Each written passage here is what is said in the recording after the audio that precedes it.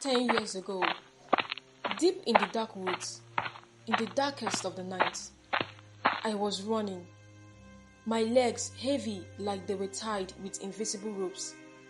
Behind me, I heard the rattling sound of cowries and dry leaves. It was the masquerade. It was coming so fast, running after me. Its eyes burned like fire in the night. Each step it took shook the ground. I screamed, but no voice came out. In that dream, fear wrapped itself around my heart like a snake tightening its grip. I woke up suddenly, gasping for air, like someone pulled me out of deep water. My body was soaked with sweat, my heart beating like a talking drum. I touched my face, my chest, my legs. Everything was real. But the fear did not live with the dream.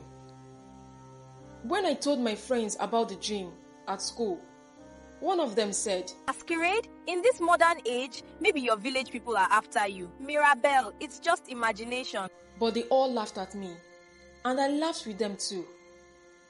Deep inside me, something was breaking. I felt like a house with a cracked wall, smiling outside, but collapsing within. My spirit knew this dream was not ordinary. I was dying inside. I was dying slowly. That night, I sat quietly, asking myself questions my lips were afraid to ask. Will my parents believe me? Will they say I'm overthinking? I hugged my pillow tightly. Fear whispered lies into my ears.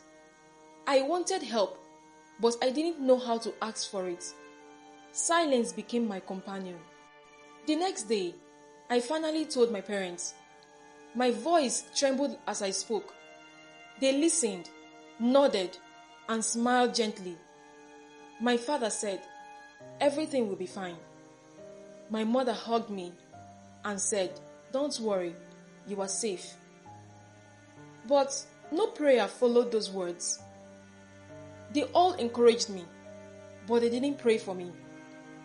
And that was where the door was left open. That same night, the dream returned. This time, stronger and angrier. The masquerade caught me.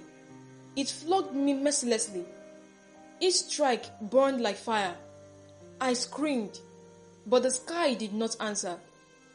Pain entered places fear had already prepared.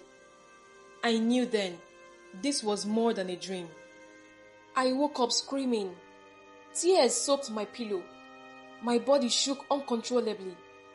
When my mother pulled my sleeve, we saw red marks. Fear filled the room. The dream had crossed into my body.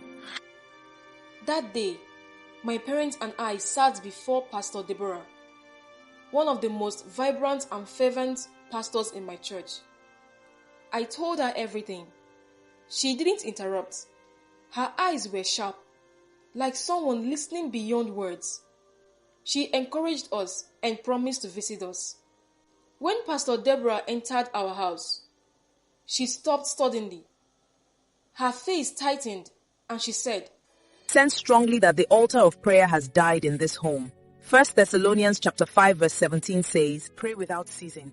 And again, men ought always to pray and not to faint.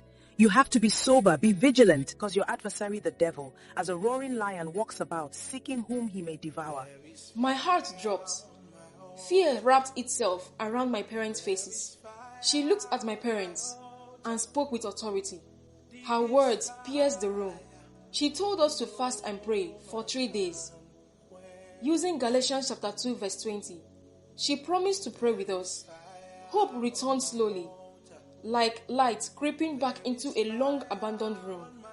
We prayed together, my father, my mother, and I. Tears flowed. Our voices rose. We cried to God for mercy, with everything in our being. For the first time in a long while, our house remembered God again. The walls heard prayer after a long silence. Later that night in the dream, I faced the masquerade again. But this time, fear turned into holy anger. I shouted with everything in me. Look, you devil! I am crucified with Christ. Nevertheless, I live, yet not I, but Christ lives in me. And the life which I now live in the flesh, I live by the faith of the Son of God, who loved me and gave himself for me. Therefore, I bind you now in the name of Jesus. Just as I was speaking, it screamed, staggered, fell, and vanished. Immediately, darkness lost its voice.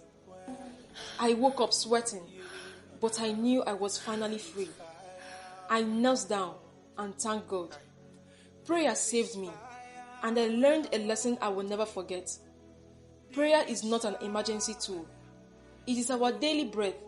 When prayer sleeps, darkness walks.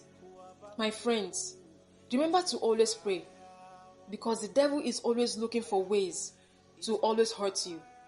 I hope you learned from my story. Thank you for watching. I hope you enjoyed the video. Please subscribe to my channel, like and share. See you in the next video. Bye.